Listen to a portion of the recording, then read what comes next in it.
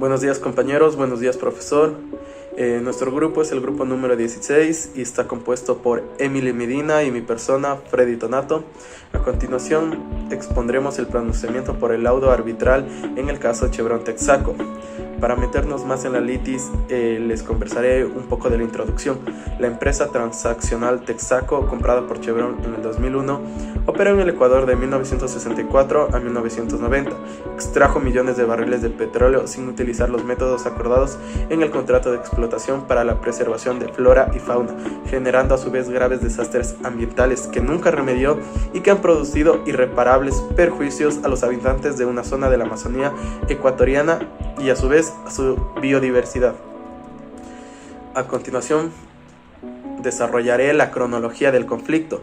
Esto debe de desmenuzarse de una manera muy delicada, dado que es un conflicto que inició en instancias primarias en Ecuador y terminó en instancias internacionales. Para dar inicio, Texaco Petroleum Company, o más conocido aquí como Texpet, fue un socio minoritario en un consorcio de producción de petróleo en Ecuador junto con la petrolera estatal Petroecuador de 1964 a 1992. En 1992, Petroecuador asumió la participación de Texpet en el proyecto y la petrolera sale del país. En 1993 se presenta la primera demanda contra Texaco en una corte de Nueva York. Cerca de 30.000 afectados presentaron una demanda por contaminación ambiental. Uno de los abogados que acudió fue Pablo Fajardo.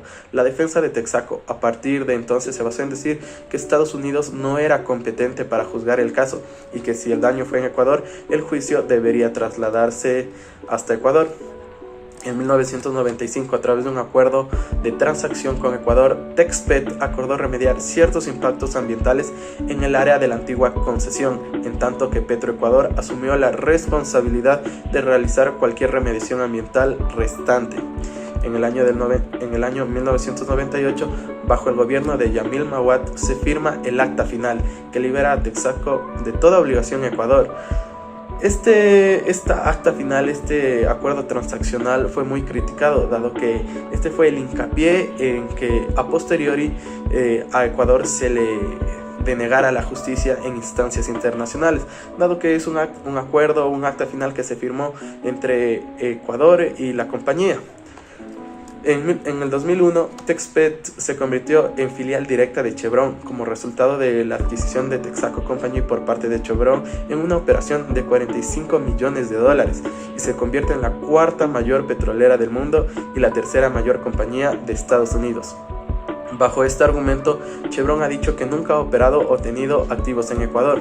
En el 2002, casi 10 años, la Corte de Apelaciones de Nueva York aceptó que el juicio se hiciera en Ecuador, con la condición de que se permita a los demandantes un año de plazo para rehacer su caso. En el 2003, los afectados presentan la demanda en la Corte Superior de Nueva Loja. Sucumbíos, uno de sus informes, cifra en más de $27 millones el costo de limpiar completamente la zona e indemnizar a sus habitantes. Los demandantes exigen como mínimo la cantidad ya mencionada a Chevron Texaco. Para el año 2006, el gobierno ecuatoriano acusa a Chevron de fraude en su programa de remediación, mientras que el Frente de Defensa de la Amazonía pidió al Departamento de Justicia de los Estados Unidos que investigue los actos de corrupción por parte de Chevron.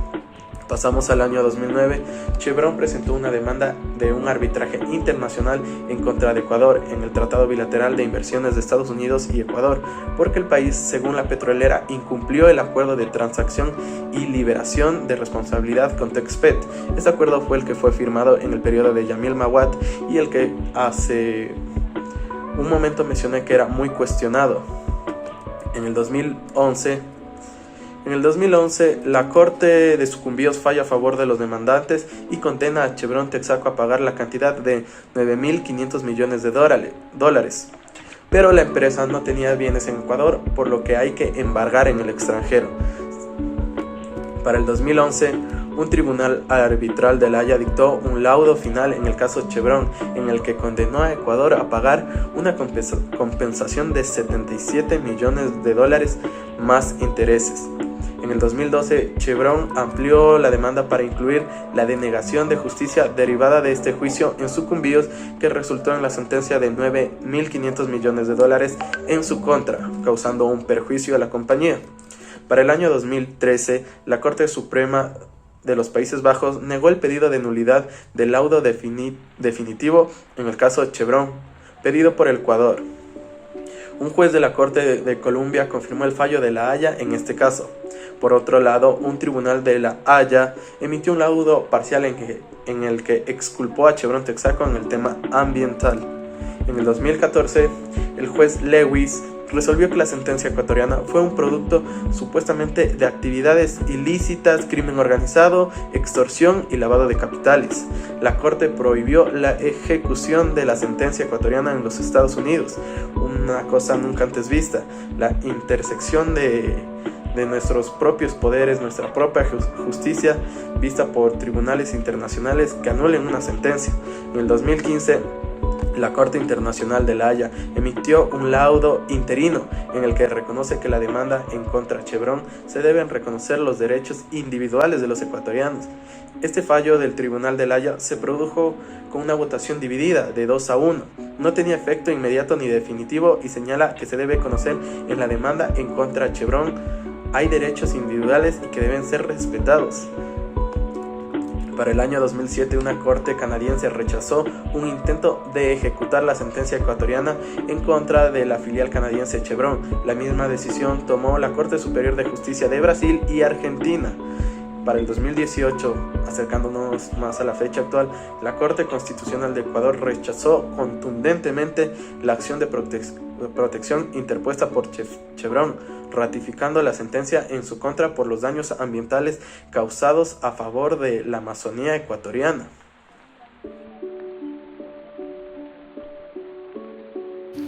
Buenas, doctor. Yo les voy a hablar sobre el argumento de la defensa ecuatoriana.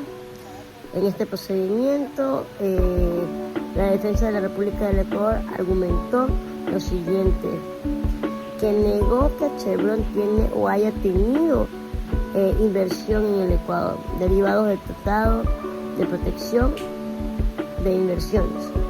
No ha tenido nada por el estilo. También dijo que en la sentencia del Aguagrio no fue un escrito fantasma y que no existe prueba que respalde lo contrario. También dijo que el testimonio del doctor Guerra para redactar la sentencia y cobrar por ello es inconsistente, poco fiable y sin valor. También dijo que el perito fue designado en forma correcta dentro del juicio en la Aguagrio y su informe, y hay muchos informes que tienen planes de validez y confusiones claras. Al final, que la conducta, dice que ellos no alegan que su conducta, la conducta ecuatoriana, haya sido no comportada, o sea, inapropiada. Ellos no determinan eso. Dice que también los principales medios probatorios y criterios del tribunal, que son los que dictan que durante el proceso arbitral se utilizan peritos que informan de expertos también, así como declaraciones de testigos que dicen que no hubo justicia en este delegado. También dicen que el tribunal arbitral no acepta que el abogado de los demandados del Aguagrio no haya tenido conexiones respectivas de la sentencia fantasma redactada. Tuvo una sentencia fantasma muy deliberada y no tuvo la consecuencia adecuada para demostrar lo contrario. El tribunal arbitral considera que la información también dada por el juez Zambrano sobre el escrito, personalmente la sentencia cumpla el caso del Aguagrio en su competencia nueva y lo derivados anteriormente. Es importante también destacar que el tribunal señala que también, si bien la evidencia forense por sí sola no prueba en el balance del probable que la sentencia del aguario fuera un escrito fantasma, también apelan ellos, elaborando por unos presentes medios que no existe ningún tipo de sentencia. El tribunal también determina que además la Corte Provincial del Aguario y la Corte Nacional de Justicia, Corte Constitucional del Ecuador, no investigaron para nada la ausencia de Chevron respecto al frente procesado. Bueno, respecto a las declaraciones políticas del expresidente Correa, afirma que el tribunal arbitral sostiene que, como lo señala la parte demandada, Ecuador, los gobiernos a veces recurren a una lengua política diferente, extremas, o las relaciones con el supuesto daño al medio ambiente.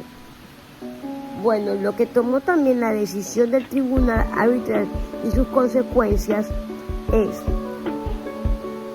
que luego de la declaración de la competencia legal ante todo, el tribunal arbitral para dictar el laudo resuelve que parte material de la sentencia del aguario fue el 14 de febrero de 2011 del juez Nicolás Zambrano. Fueron competentes para dictar una sentencia. Que demostrar también que la República del Ecuador emite a ser exigente y permitir que la ejecución de la sentencia del aguario cometa injusticias negadas de juicios bajo los estándares de trabajos. Bueno, al final la opinión de nosotros y mía y de mis compañeros, como hemos revisado el fallo arbitral en Ecuador, no anula la sentencia iniciativa del aguario, sino que la declara producto de un frente de justicia y dispone al Ecuador, además, que toma cualquier medio para evitar su ejecución. Esta decisión jurídica es de vida importancia porque debemos reconocer que al amparo en el artículo 299 del Código de Procesos Civiles también facilita que una sentencia ejecutoria es nula siempre que concurra una de las circunstancias, un fallo o una limitación por un juez, limitando de cualquiera de las partes que intervienen en los juicios. Gracias.